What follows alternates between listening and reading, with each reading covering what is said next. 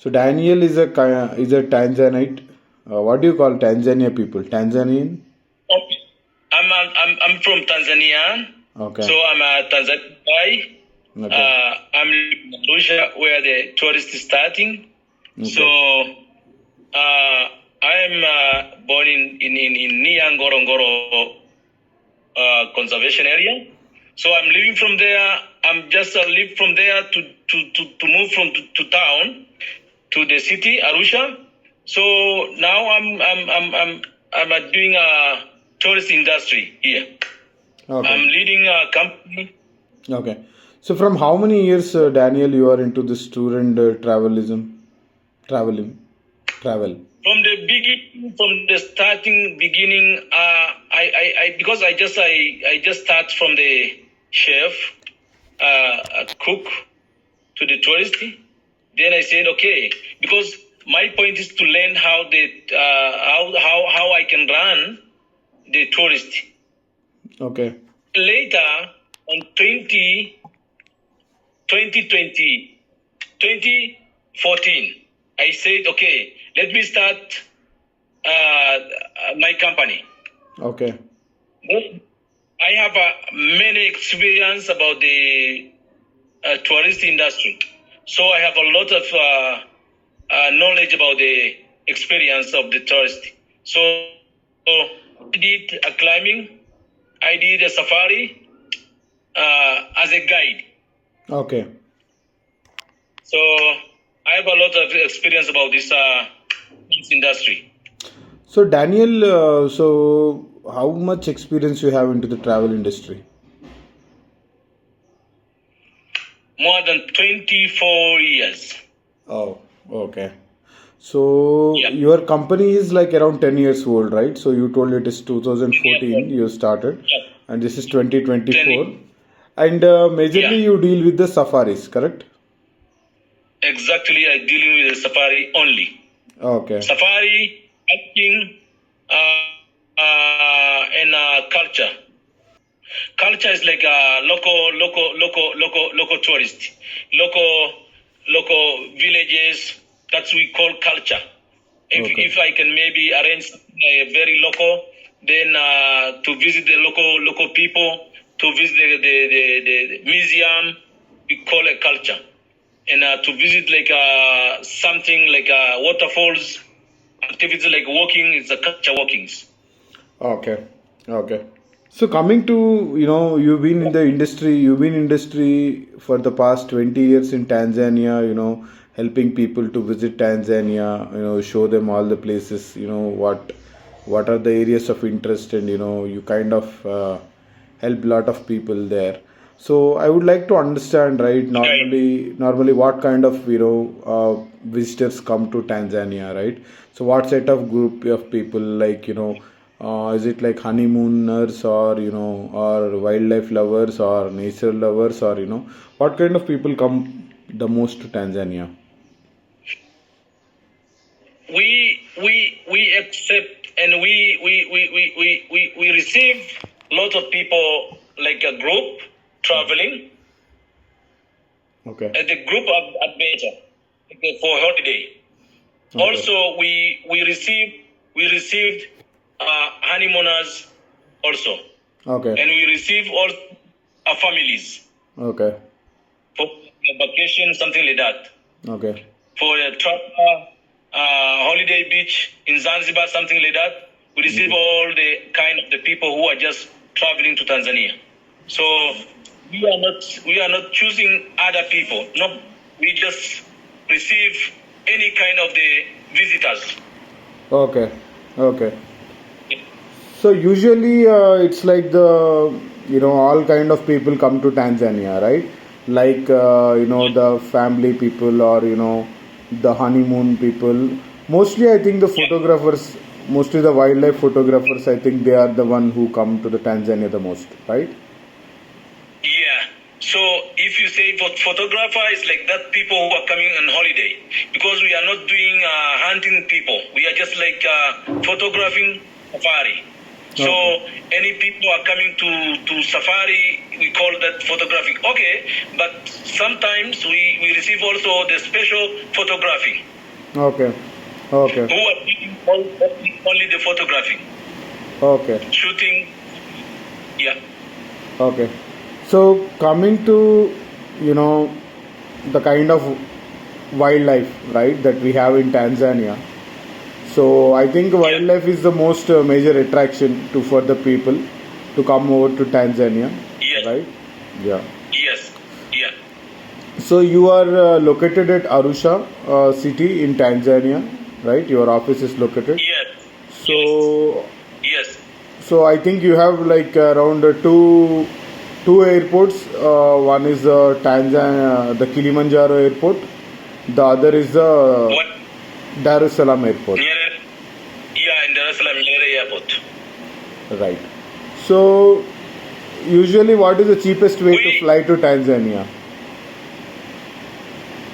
the cheapest to fly to Tanzania. It is Kilimanjaro. No, Kilimanjaro is the right place when you're coming to Tanzania. It's the right place if you are coming for the tourists, for the safari, to the northern national parks like Serengeti National Park, Ngorongoro, Tarangire, and Lake Manyara, Arusha National Park. This site, the most people are coming to the Kilimanjaro International Airport. But Kilimanjaro International Airport, it's little bit expensive Okay. than Nyerere International Airport in Dar es Salaam. But we advise people also to land in Kenya, just to arrive in Kenya. Then in that site they can fly easy to Tanzania. Okay. It is not expensive you arrive in here. Then there's another option. If you land in Kenya, it is cheaper. Then you have to take the bus, shuttle bus. We have a shuttle bus in Kenya to Tanzania. Or you can take the private car. But the private car is like a little bit expensive, not expensive, but it's much easier to just use the bus, shuttle bus. Shuttle bus is like $30 Okay. from that side to Tanzania. Okay. Yeah. Okay. Yeah. So you are saying you advise people to come to Nairobi and then take the pay the visa fees and then come back to Yeah, Nairobi. visa to Kenya, and visa to Kenya. Then in border, when they arrive to the Tanzania border, they can have another visa for Tanzania. So it's much easier than straight to Tanzania. But for us to pick is very easy, Tanzania. Okay. But it's very expensive for the client sometimes. Okay. Okay. So, but anyways, buying multiple visas also, Nairobi is the cheapest option. Cheaper, Nairobi is cheaper than Tanzania. Right. So once the customer or once the traveler or a tourist comes to Arusha city or maybe the Kilimanjaro airport, then you guys are gonna pick him up, and then maybe the first thing would be go to the Kilimanjaro trekking, right? It is depend. Okay. Some people, once they arrive in Arusha, they said, okay, we want the safari start before the maybe some culture. Then we advise them to start with the Tarangire National Park. That is the next day after they arrive. Okay. Tarangire National Park. Then the next, they are not overnighting in Tarangire National Park. We advise them because if you sleep in the national park, then it's very expensive than outside of the national park. So Tarangire is just a game drive, to visit the game drive, to see the animal, how it is, the park, see the animal, whatever you see. Then in the evening you drive to outside to the national park, overnight to the outside, because there is a lot of hotels outside, and it's cheaper than inside the park. Okay. Then the morning, another reason is like, okay, you are moving from the other side to the next national park. Because if you are just leaving from the Tarangire, then Yeah. So, overnight near. so Daniel, when it is coming to Arusha city, right? So, what kind of Yeah. what kind of things that people have to explore in Arusha? So maybe they have a tribe meet, or they have some kind of coffee plantation walks, anything like that in Arusha city. Yeah, Arusha city, there is a, okay, you can just visit the museum. Okay, There is also shopping souvenir. If I okay, say souvenir, is like wood, and also we have a Tanzanite gemstone, which is okay, a very expensive in Arusha, and is also available in Arusha. And also, it's the only the place in Tanzania we have this mining of the Tanzanite. okay, So in the world, even in the world, is only Tanzania is only in Arusha where I am now. okay, Then here it's where you can maybe have to see the shops of Tanzanites, shop of the woods like a souvenir. If you have maybe if you arrive earlier, then you have to go to the farm of the coffee farms like that, just walking around, see whatever you see. And also we have waterfalls nearby Arusha. okay. Also, the people, instead to just maybe staying in the city, we can just drive, walk in there, taking a picture in the waterfalls there, something like that. Okay. And this is the arrival You when we arrive in can Arusha. you can meet the tribals also in any culture meet. No, look, the tribe it's on the way to the safari. Let's say if you are going to Tarangire, at the next day, you meet the tribe on the way to Karatu near Ngorongoro after the Tarangire. Then also after Ngorongoro you meet the tribes and the shops for the shoppings. So along the roads. So the tribe you can meet on the way. If I say tribe, it is a Maasai tribe.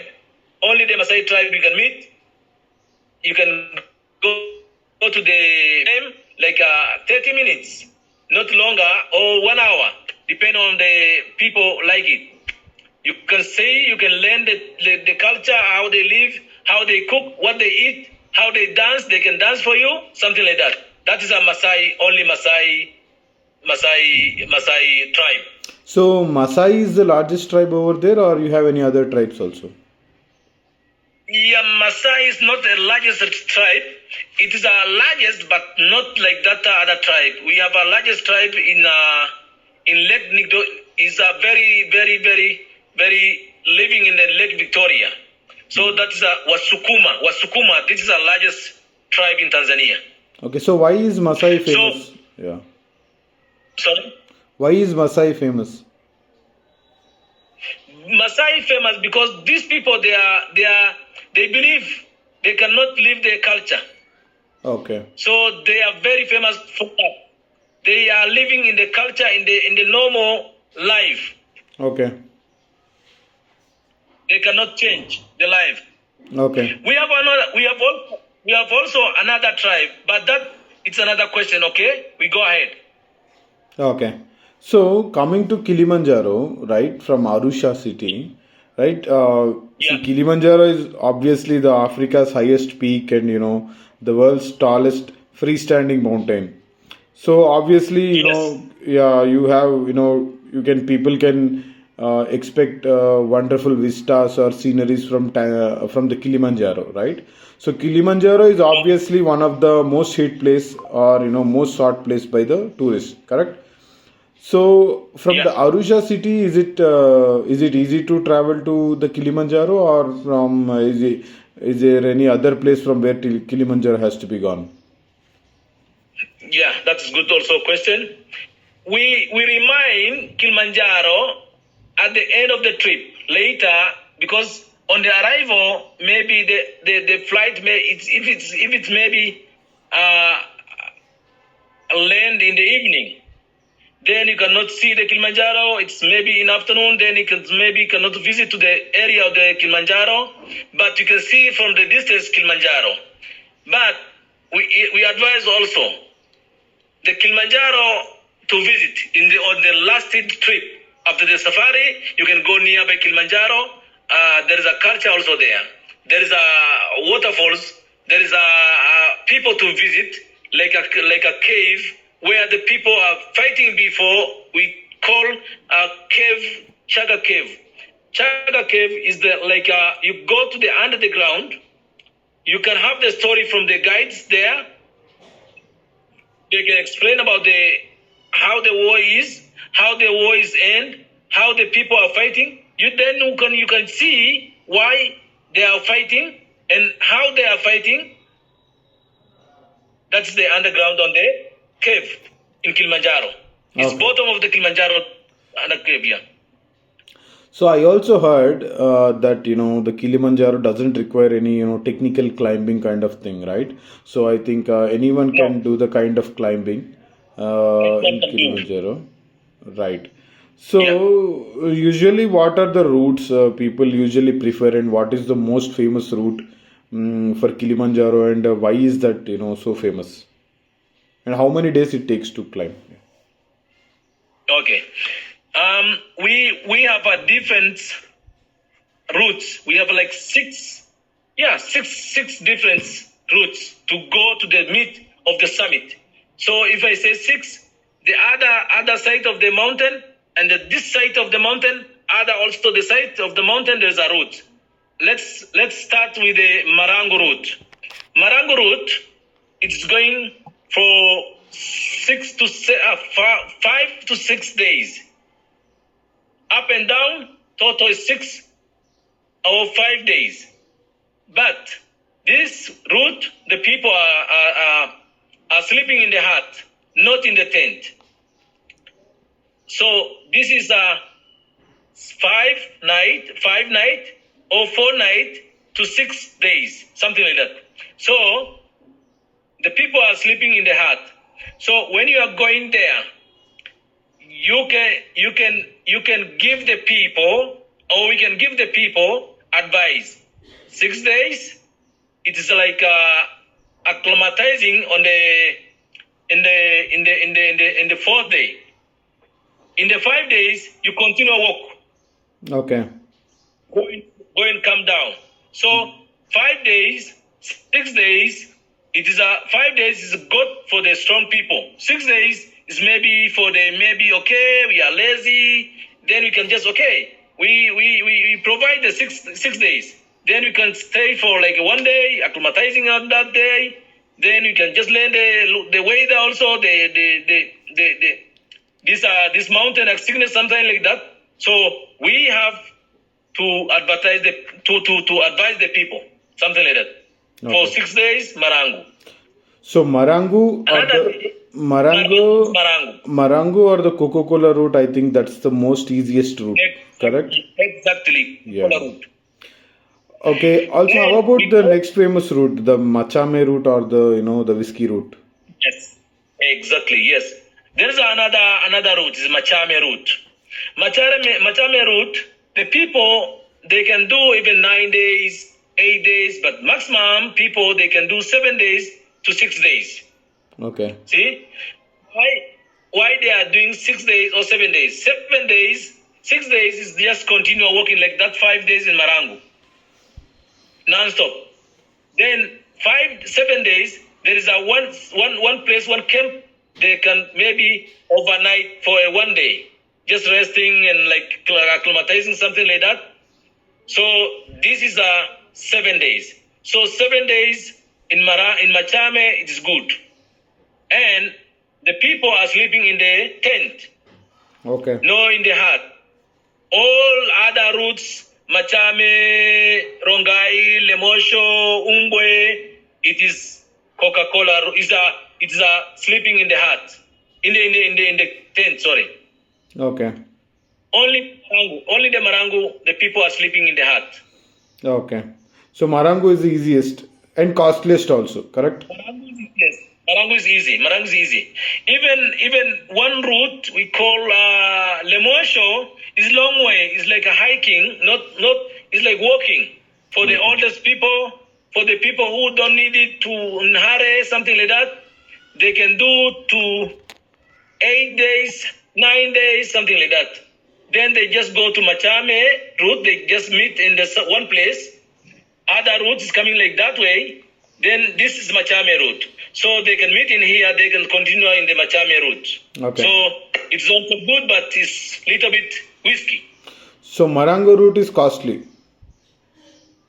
No, Marango is easy, not costly like that other routes. Other routes is costly because you are carrying all the things, all the stuff, tent, mattress, and food. And tent, like a dining tent, kitchen tent for the cooking.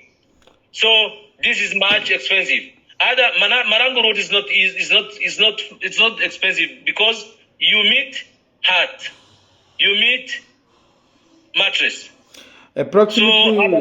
Approximately what would be the charges for the Marango or the Kilimanjaro?